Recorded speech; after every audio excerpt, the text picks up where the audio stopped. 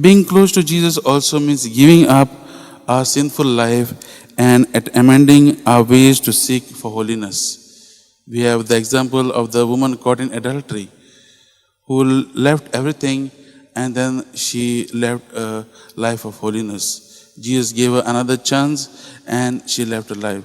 There are many other ways. Even Zacchaeus, we know, who is a tax collector, who lead a sinful life by collecting taxes and cheating other people. But once he comes in contact with the Lord, he changes his life.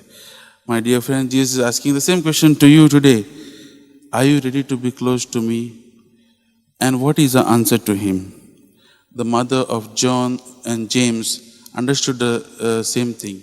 And we see in the Gospel of Matthew, chapter 27, 56, at the foot of the cross, Matthew says, the mother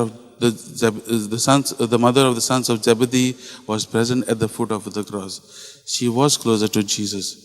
We see even James understood the same thing, Saint James. He was closer to Jesus. Once he experienced the risen Christ, today we know he was martyred also.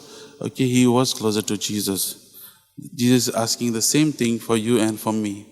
Are you ready to be close to me? Are you ready to do the will of my Father? What is our answer to him? Let us ask for the grace that we come in more closer contact with our Lord Jesus and that we, walking in his paths, do the will of the Father and continue his mission.